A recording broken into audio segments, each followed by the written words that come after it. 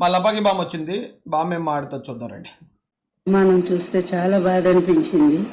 TDP గూండాలు ఎందుకు ఇలా తయారయ్యారో ఆడవాళ్ళ పట్ల అర్థం కావటం లేదు. బామ్మ పరమాణం వండుతుంది, తెల్లార్లు చల్లారదు, అంత నీట్గా వండుతుందండి పరమాన్నం.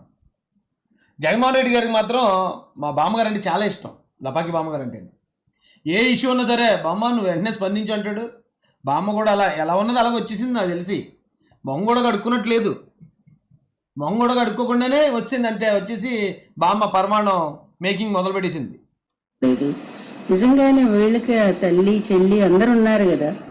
ఇటు బామ్మ ఏ రోజన్నా మా జగనన్న అడిగావు ఈ మాట, తమ్ముడు బాబు తప్పమ్మా, తల్లి చెల్లి పట్ల నువ్వు కొంచెం దురుసుగా వెళ్తున్నావు, అది చాలా తప్పమ్మా, అది విలువలకి వంకాయలకి అది చాలా దూరంగా వెళ్తున్నావమ్మా అని చెప్పి ఏ రోజన్నా అడిగావు బామ్మ? నువ్వు అడగవు. ఆయన్ని మాత్రం ఏమనవే, ఆయన ఏం చేసినని. మేమేం చేయకపోయినా మా మీద పడిపోతాం నోరు వేసుకుని వచ్చి. భలేదాని బామ్మ నువ్వు. ఇటువంటి మాటలు మాట్లాడటం అనేది వీళ్ళకి వెన్నతో పెట్టిన విద్యలాగా. చంద్రబాబు నుంచి ఇప్పుడు లోకేష్, తర్వాత యథారాజ తథా ప్రజ అని వాళ్ళ ఎమ్మెల్యేలు, తర్వాత ఇంకా పనికి మాలినటువంటి వాళ్ళ సోషల్ మీడియా కార్యకర్తలు దరిద్రంగా ఆడవాళ్ళ మీద పడి ఏడుస్తున్నారు. ఏంట్రా మీరంతా కూడా? ఇక అంతకంటే బతుకు లేదా మీకు? ఆడవాళ్ళని తిడితేనే మీకు ఒక బతుక, మీకు డబ్బులు వస్తాయని ఇదే మీ పార్టీ? అంత దరిద్రంగా సంస్కారం లేదు. బామ్మ మాటలు ఎక్కువ వెళ్ళానండి, మీరు ఏమనుకోకండి. చిరగొచ్చేస్తుంటుంది ఎంత కామెడీగా మాట్లాడదామన్నా కూడా. అంటే మెడిటేషన్ చేసేవాడు కూడా ఇరిటేషన్ తెప్పిస్తుంది బామ్మ. కాబట్టి బామ్మను వదిలేద్దామండి.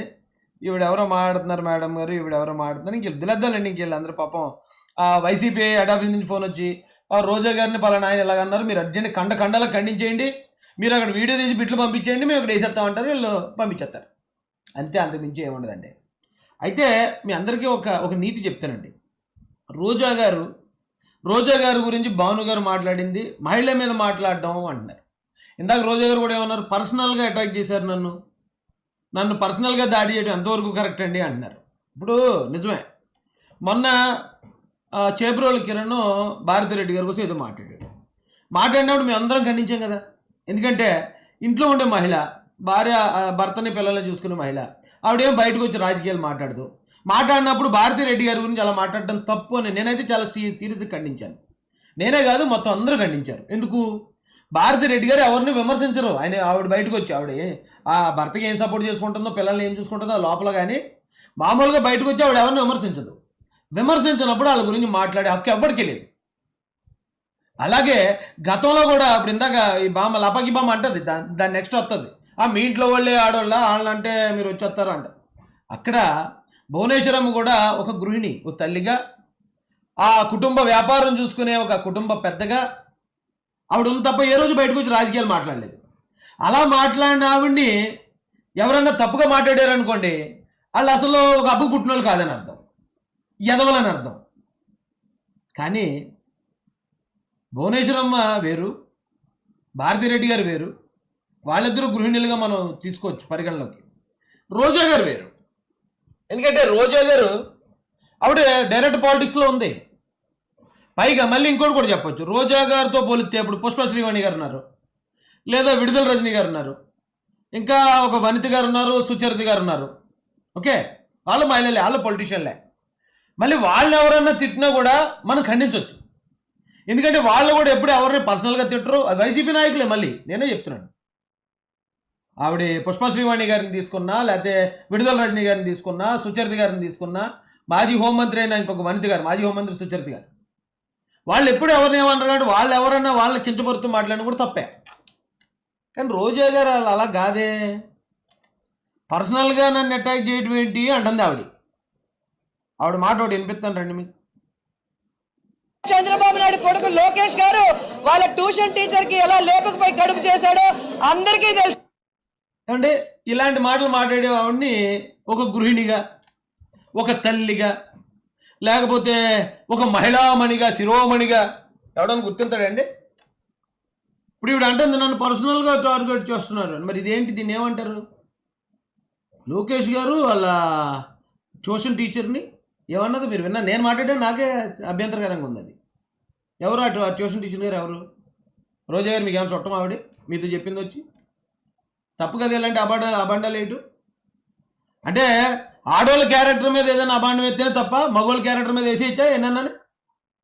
అంటే మగజాతికి మాకేం సిగ్గు లేదనుకుంటారా ఏంటి? ఇంత పర్సనల్గా మాట్లాడే ఇలాంటి వ్యక్తి, ఈవిడ్ని ఎవరో అన్నారు నువ్వు వ్యాంపకి ఎక్కువ హీరోనికి తక్కువ అంటే అదేం పెద్ద మాట కాదండి బాబు.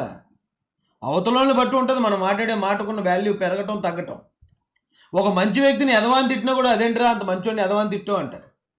అదే ఒక డాష్ గారు ఉన్నాడు కానీ ఎదవాన్ని తిడితే రే ఎదవాన్ని తిడితే సరిపోదురా అండి అంటారు, ఇంకా ఏదైనా తిట్టాలరా అండి అంటారు. అంతే కదా, అవతల వ్యక్తిని బట్టే మన మాటకున్న వాల్యూ మారిపోద్ది.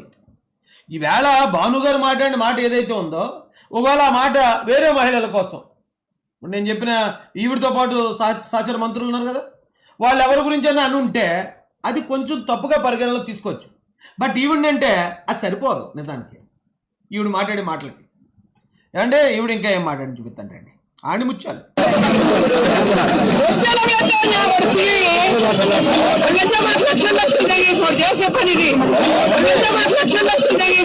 ఆ లా కొడుకు లక్షలు మింగేసి ఏమండి మీ పెట్టాను మీ, కానీ ఈవిడ మీ పెట్టలేదు. అక్కడ లా కొడుకులు అన్నది కూడా డైరెక్ట్గా మాట్లాడింది ఆవిడ. ఏమంటే ఈవిడ్ని ఒక తల్లిగా, ఒక మహిళా శిరోమణిగా గుర్తించగలుగుతామా?